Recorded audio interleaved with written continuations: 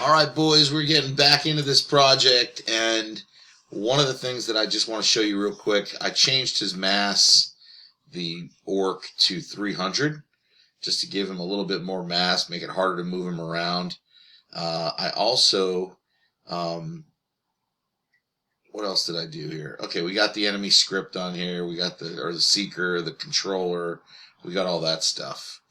Okay, so the last thing I did is on his rigid body, I found that you could freeze all three of these, and that keeps him from like toppling around. So now they hit the ground and they're off. They're walking and they look good, and they can't be really twisted and knocked around and flying up in the air and stuff like they were doing before. So fix that, and then we're off to trying to get this animation to work, right? We want when we are close up.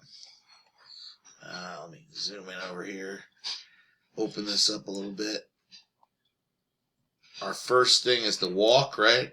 We want to go from walk to the fighting stance and all these animations for the fighting. And this is enabled by attack being true, right? That bool that we set earlier. And you know what? I know these bools, we got them going, but we're actually going to try a different method, because I tried these bools out with an on collision enter and an on collision exit, and it didn't necessarily work out. So let me walk you through that process. So the first thing we want to do is go into our enemy seeker script, okay? Because this is the thing that moves the enemy around, right? This is the main, I know we have that other one called enemy controller, but this is the one that really controls the enemy. So we want to put as much stuff in here as we can, right? This is the one that finds the player and starts tracking him. So I'm going to put all my collision stuff in here, my animation stuff. So the first thing I need to do is set up a variable, right? Private animator, my animator, because we're going to access that animator controller. So creates a, connects the animator controller to this script. Okay, so our enemy's controller is now going to be accessed via the script. And here in my public void awake, I also need this line of code to say what the my animator actually is, right? So we say, oh, it's a private animator. Well, which animator? It's the animator that's attached to this enemy. So that animator, as we saw out in our enemy out here, is this one, the monster orc animator that we've been working with this whole time. Okay, so we're accessing that through the script, and then down here we're going to use that. So the first thing we want is a void on collision enter, and we're going to use collision target. We'll use the tags to do this. So I need an open and close curly brace for my on collision enter, and we want a conditional, right? Because we're only going to be worrying about this if the target dot game object dot tag equals what? Well, if we run into the player, the thing tagged player. So if we run into the thing tagged player, what do we want to do? We need an open close curly brace for that. And we're, gamer object, game. If the target game object dot tag is equal to player, what do we want to do? Well, we want the my animator dot set bool. This is the one that we're used to from our previous project, and we have a parameter called attack, comma, true, right? And so that we say, okay, well, if we run into the player object, then set the bool to attack equals true. And many of you might have done that in class and found that that actually worked, okay? But the problem is, how do we set this, turn this off and get the attack to stop? Well, let's take this whole function and copy it. So I'm taking the entire on collision enter from the curly brace to the closed curly brace, and I'm pasting it, And rather than on collision enter, we're going to create an on collision exit. So one thing will be triggered when we collide and the collisions are entered, right? We move, the enemy touches the player, that's the collision enter. But then if we escape and we move away, that's where the on collision exit comes in. And this is where we're going to set the bool to false. Now that would be awesome, and if you tried that, then you were right, because that's what I tried. That's the first thing I tried. But I found that it actually just didn't work. So I tried a different method that did work.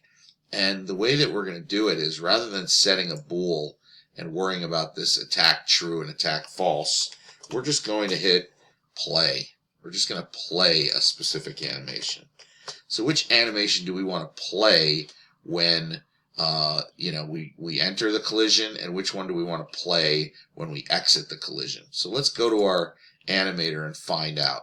Well, the one we want to play when we enter the collision is this first in the sequence of the fighting where the enemy is attacking us.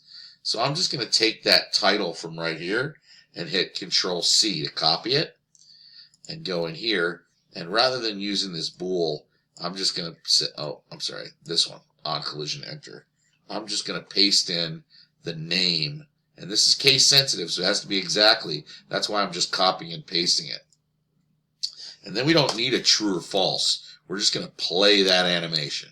Okay? So we're going to play the monster animation, when we're entering the collision. And we're going to play the walking animation when we exit the collision. So let's go get the name of that one. Click here, highlight, Control-C to copy, Command-C for you Macaphobes, and boom. Got it. Macaphiles, I should have said. Okay.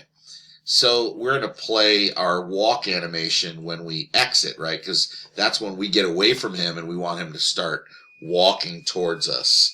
And this is where, like, Chris is, we had a student who suggested, well, what if we did the run here? If you still have that run state, you could choose the run state here, because there's one other thing we're going to add to this. But let's take a look and see how this is operating.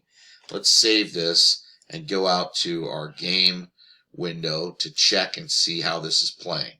So we're just going to let him attack us. Here he comes. He's walking, and now he's staying in his walk state. It seems like, he keeps jittering, right? He's like colliding, and then he's moving back and colliding again. If you look at his feet, see how he's jittering, So just as he's colliding with us, he's exiting. So there's no real chance for him to get into that, transition of the animations. And here comes another one doing the same thing. They're just walking into me. So let me escape out of this. That's not working. So what I want to do is I want to also control how fast they're going, so that he's not continuously seeking me as he's colliding with me, because the collision itself is happening over and over and over again. He's colliding and the next thing, colliding the next thing. So what I'm going to do is, since this same script controls how fast he moves, I'm going to say that when he collides with me, let's go move speed equals 0. And now, if we exit, then he goes back to move speed equals 5. So as soon as we exit the collision and get away from him, man, now he's back on our tail. But while he's attacking us, he's not moving. He's just going to stay there and attack. Okay? So let's save that, Control-S, and jump back into Unity and see what that's got. Let's hit play, and here comes our enemy, and he gets to us, and he goes into his fighting stance immediately, and now he's attacking. And now I'm going to get away from him. Oh, and now he's walking again. All right, now I'm going to run away from him. Okay, and stop. Oh gosh, here he comes, back into his fighting stance. Awesome. And it's working. That's what we want to see. Okay, so the hard work pays off. It took me a little while to figure out how to get that working, but we did it together. Okay, you guys taught me, and then I taught you, and now we've got it working together. Great job.